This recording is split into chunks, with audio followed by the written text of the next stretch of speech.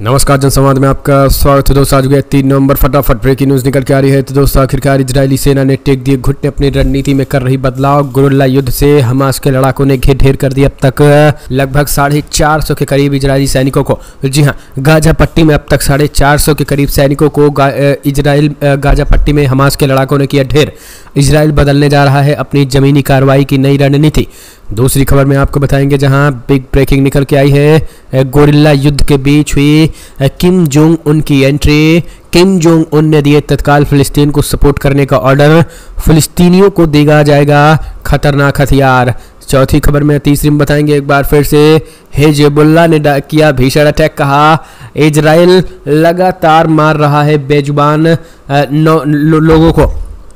उनका कहना है कि गाजा पट्टी पर अटैक कर रहा है, उसने भीषण बमबारी की।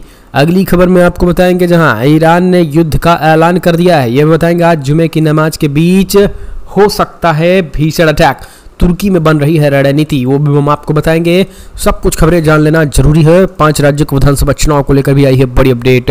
लेकिन उससे पहले एक छोटा सा निवेदन, अगर आपने चैनल को सब्सक्राइब नहीं किया तो पल पल के अपडेट के लिए चैनल को सब्सक्राइब करना ना भूले।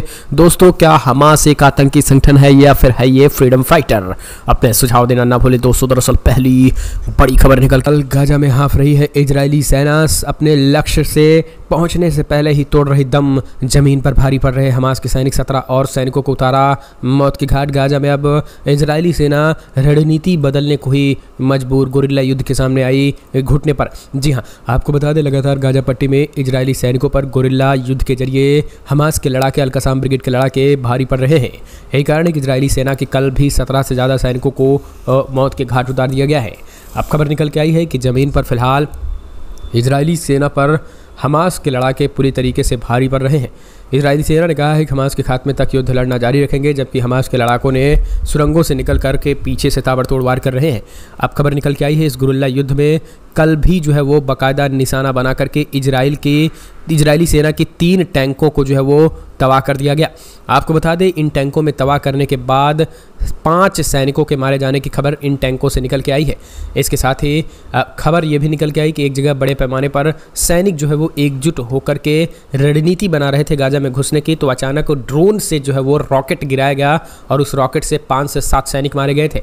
तो कल भी बड़े पैमाने पर कैजुअल्टी देखने को मिल रही है और यही कारण है कि अब इजराइल जो है वो इजराइल की सेना ने फिलहाल अपनी रणनीति बदलने को लेकर के अब नई रणनीति के जरिए जो है वो अब युद्ध करने की तैयारी कर रहे हैं।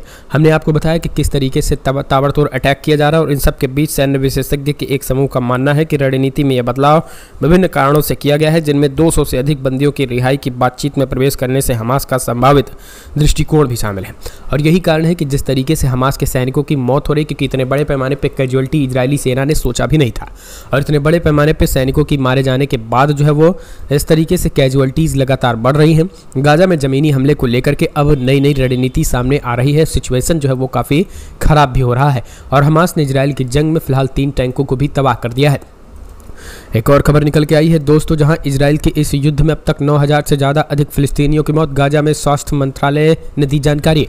दोस्तों आखिरकार दुखद खबर यह है कि अब इस युद्ध में गाजा पट्टी की तरफ से फिलिस्तीनियों के 9000 फिलिस्तीनियों के मारे जाने की पूरी खबर आई है। यानी अब तक 9000 के आंकड़े पार हो चुके हैं। 9061 लोग मारे गए हैं। यह है स्वास्थ्य मंत्रालय के प्रवक्ता डॉक्टर अशरफ अल कुद्रा ने जानकारी दी, जिनमें से 3760 लोग 80 साल से कम उम्र के थे। इजरायली पक्ष के 1400 से अधिक लोग मारे गए, जिनमें से अधिकतर लोग हमास द्वारा 7 अक्टूबर को इजराइल के भीतर किए गए भीषण हमले में मारे गए हैं। स्वास्थ्य मंत्रालय द्वारा संचालित सरकार का हिस्सा है, लेकिन इसमें डॉक्टर और लोक सेवक शामिल हैं जो समृद्ध से संबंध नहीं है जो समूह से।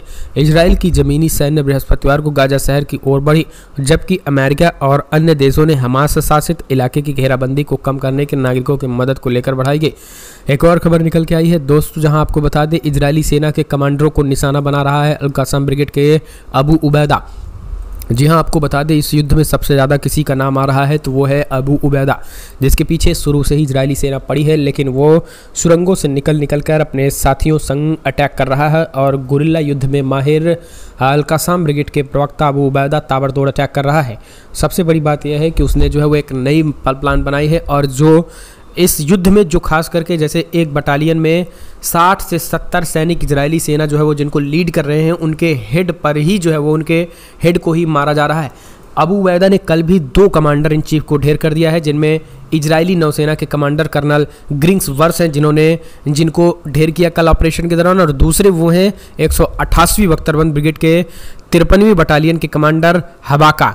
इन दोनों को जो है वो फिलहाल कल मौत के घाट उतार दिया गया है। ये एक कहीं ना कहीं अबू उबैदा की चाल, साजिश या गुरिल्ला युद्ध में माहिर, या फिर कहें कि एक इजरायली सैनिकों का मनोबल तोड़ने की एक साजिश है, ताकि वो जो है युद्ध करने से पहले ही भाग जाएं और गाजा की दहशत को समझ सकें। इस रणनीति के तहत वो काम कर रहे हैं। एक और खबर, इजरायलियों की मुश्किलें बढ़ने के आसार। किम जोंग उन ने दिया ऑर्डर, कहा फिलिस्तीनियों का करो सपोर्ट, हमास को हथियार बेच सकता है नॉर्थ कोरिया। इजराइल हमास जंग के बीच नॉर्थ कोरिया हमास को हथियार बेच सकता है। साउथ कोरिया की खुफिया एजेंसी ने इस बात का दावा किया। अमेरिकी media the wall street journal की रिपोर्ट के कारण साउथ कोरिया स्पाई एजेंसी के हवाले से कहा गया कि नॉर्थ कोरिया पहले भी हमास का रॉकेट और अन्य हथियार दे चुका है। वहीं नॉर्थ कोरिया के राष्ट्रपति और तानाशाह किम जोंग उन ने अधिकारियों को फिलिस्तीनियों को सपोर्ट करने का ऑर्डर दिया है। दक्षिण कोरिया की राष्ट्रीय खुफिया एजेंसी के डायरेक्टर किम क्यू ह्यून ने कहा है कि जंग का फ़ायदा उठाने के लिए Kim Jong Un middle east में हथियार बेच सकते हैं। उन्होंने फिलिस्तीनियों को सपोर्ट करने के लिए भी कहा है। 7 अक्टूबर को हमास ने इजराइल पर हमला कर दिया था। 2500 से ज़्यादा लड़ाके सीमा पार करके इजरायली शहरों में घुस गए थे। इस दौरान दावा किया गया है कि लड़ाकों के पास नॉर्थ कोरियाई हथियार है। नॉर्थ कोरिया में बने रॉकेट्स की तरह दिखाने वाले हथियार के लिए हमास लड़ाकों की भी कुछ तस्वीरें सोशल मीडिया पर वायरल हुई हैं। इसके बाद साउथ कोरिया ने यह दावा किया है। तो इस तरीके से आपको बता दें, साउथ कोरिया के दावे के बाद फिलहाल ये भी खबर निकल के कि 3 दिन पहले जो है वो लगातार उन्होंने उत्तर कोरिया जो है वो लगातार फिलिस्तीन के समर्थन की बात कह रहा है और अमेरिका के खिलाफ वो अपना एजेंडा, अमेरिका का इजराइल के युद्ध में शामिल होना, वो फिलिस्तीन को जो है वो सीधे तौर पर समर्थन, और यही कारण है कि इसके पहले भी जो है वो उत्तर कोरियाई हथियार हमास के पास मिल चुके हैं। और अगर ऐसा होता है तो इजराइल में तबाही मचने से कोई रोक नहीं पाएगा। एक और खबर, हिजबुल्लाह ने किया दक्षिणी लेबनान पर इजरायली ड्रोन अटैक, मार गिराए पूरी तरीके से कई सैनिक। गाजा में बढ़ते युद्ध के मद्देनजर सीमा पार तनाव के बीच ईरान समर्थित हिजबुल्लाह गुरुवार को उन्होंने सतह से हवा में मार करने वाली मिसाइल से दक्षिणी लेबनान के ऊपर इजरायली ड्रोन को भी ढेर कर दिया। CNN की रिपोर्ट के अनुसार हिजबुल्लाह ने दावा कि उसने सतह से हवा में मार करने वाली मिसाइल को ड्रोन से सीधा मार गिराया। अब वो अल मलकिया और हुनी के सीमावर्ती गाँव के बीच उड़ रहा था। हालांकि इजरायली रक्षा बलों IDF ने हिजबुल्लाह के दावों को स्वीकार करते हुए कहा है कि इससे कोई नुकसान नहीं हुआ है। एक बयान में IDF ने कहा है कि उसने जवाब में मिसाइल दागने वाले आतंकी सेल और लॉन्च स्थल पर हमला किया है। IDF ने कहा है कि लेबनान से उत्तरी इजराइल की ओर कई मिसाइलें लॉन्च किए गए हैं। बयान में कहा गया है कि IDF तोपखाने में जवाब में लॉन्च के सोर्स पर हमला किया गया। एक हमले में यह दूसरी बार है जब हिजबुल्लाह ने इजरायली ड्रोन को मार गिराने का दावा किया। लेबनान इजरायली सीमा पर तनाव तब शुरू हुआ जब हिजबुल्लाह ने 7 अक्टूबर को यहूदी राष्ट्र पर हमास के हमले के समर्थन में 8 अक्टूबर को इजरायली सैन्य स्थलों की ओर कई रॉकेट दागे। जवाब में इजरायली सेना ने उसी दिन दक्षिणी पूर्वी लेबनान पर भारी तोप दागे। एक और खबर निकल के आई है दोस्तों, जहां ईरान मिडिल ईस्ट में तीसरे विश्व युद्ध की घंटी बजी। 200 हेलीकॉप्टर के साथ ईरान ने किया भीषण युद्धाभ्यास। जी हां दोस्तों, इजराइल और हमास युद्ध के बीच ईरान की सेना ने 200 हेलीकॉप्टर्स के साथ युद्धाभ्यास शुरू कर दिया है। इसकी जानकारी ईरानी मीडिया ने शुक्रवार को दे दी है। ईरान के इस्लामिक रिवॉल्यूशनरी गार्ड कॉर्प्स ने मिडिल ईस्ट में युद्ध की आशंका के बीच, आपको बता दें, पूर्व नियोजित कार्यक्रम के अनुसार एस्फहान में 2 दिवसीय सैन्य अभ्यास शुरू कर दिया है। ईरानी सेना के कमांडर अमीर चेचैक ने ईरान की सरकार मीडिया से बातचीत में कहा है कि इस मॉक ड्रिल के पीछे का पूरा उद्देश्य ईरान के दुश्मनों को चेतावनी देना है। आपको बता दें, इन दिनों इजराइल हमास के बीच युद्ध चल रहा है। ईरान हमास का खुलकर समर्थन कर रहा है। ईरान अपने युद्धाभ्यास से क्या संदेश देने की कोशिश कर रहा है, इसका अंदाज़ा इस बात से लगाया जा सकता है कि जिस समय ईरान की सेना ने अपना युद्धाभ्यास शुरू किया, ठीक उसी समय ईरान के विदेश मंत्री अल-अमीरी अल-दियान ने बयान जारी कर इजराइल को खुली धमकी दे दी है। तो लगातार आज जुमे की नमाज भी है। जुमे की नमाज होने की वजह से टकराहट बढ़ सकती है, क्योंकि तुर्की में आज बड़ी बैठक होने वाली है। अगली एक और खबर निकल के आई है, तुर्की में आज होने जा रही है बड़ी बैठक। जुमे की नमाज के बाद हो सकता है बड़ा ऐलान। दोस्तों, आज शुक्रवार है और आज एक बार फिर से जुमे की नमाज के बीच, चाहे अल-अक्सा मस्जिद हो या फिर तुर्की में, सियासत गर्म रहेगी। तुर्की में आज खाड़ी देशों के राष्ट्राध्यक्ष एकजुट हो रहे हैं और ख़ास करके इजराइल के खिलाफ एक बड़ा और जंग आगाज भी हो सकता है, क्योंकि तुर्की ने जो है वो सीधे तौर पर अब कहा है। तुर्की के राष्ट्रपति एर्दोगान ने 2 दिन पहले संबोधित करते हुए उन्होंने कहा था कि कभी भी जंग का ऐलान हो सकता है, कभी भी एक ऐसी रात आएगी जहां हम अल्लाहू अकबर के नारों के साथ इजराइल पर टूट पड़ेंगे।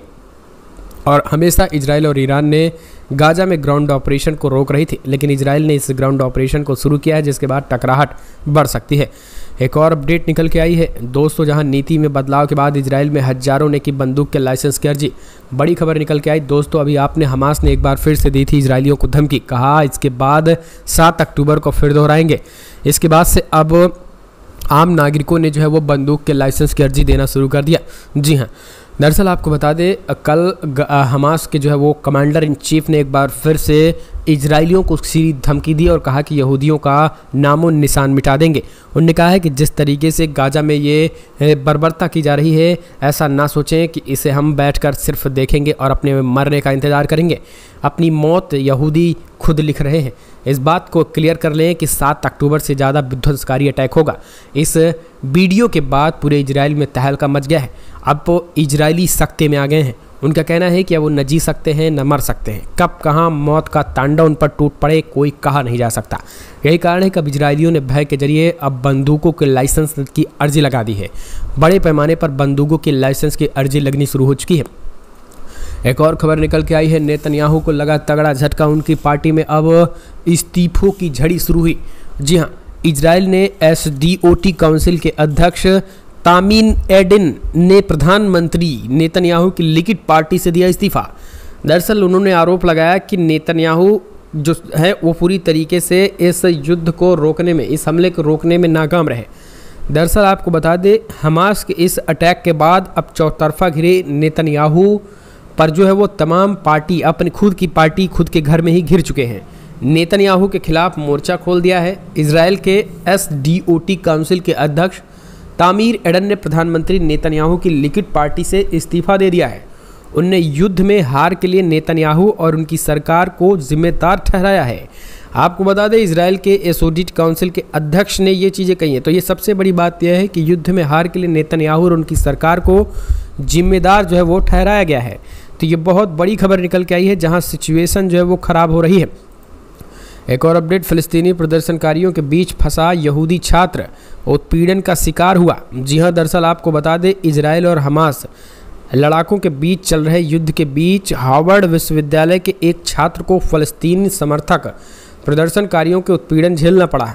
मीडिया रिपोर्ट्स के मुताबिक कॉलेज परिसर में प्रदर्शनकारियों ने यहूदी छात्र को घेर लिया है और शर्म करो के नारे लगाए हैं। इस दौरान छात्र बेहद घबराया हुआ नजर आया। इस घटना का वीडियो सोशल मीडिया पर वायरल हो रहा है। ये घटना 8 अक्टूबर की बताई जा रही है और मीडिया रिपोर्ट्स और सोशल मीडिया पर मौजूद वीडियोस पर ऐसा दावा किया गया कि प्रदर्शनकारियों के उत्पीड़न का शिकार छात्र यहूदी था। लेकिन आपको बता दें, इस पूरे मामले में केवल एक ही जगह ने यहूदियों को पूरे देश में अब निशाना बनाना जाना शुरू हो गया है और वो केवल इजराइल की कृत्य की वजह से। इजराइल जिस तरीके से खेल कर रहा है, अब यहूदी असुरक्षित पूरी दुनिया में हो चुके हैं और उन पर हमले हो रहे हैं। एक और अपडेट, हर साल 5 लाख अप्रवासियों को एंट्री देगा कनाडा, भारतीयों को मिलेगा सबसे ज़्यादा फायदा।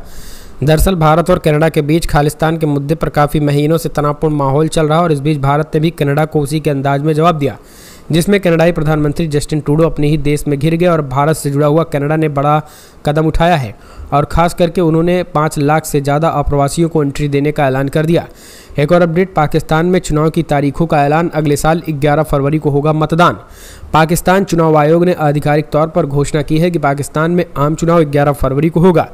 ये जानकारी चुनाव आयोग के एक वकील ने याचिकाओं की सुनवाई के दौरान पाकिस्तान सुप्रीम कोर्ट को बताई है।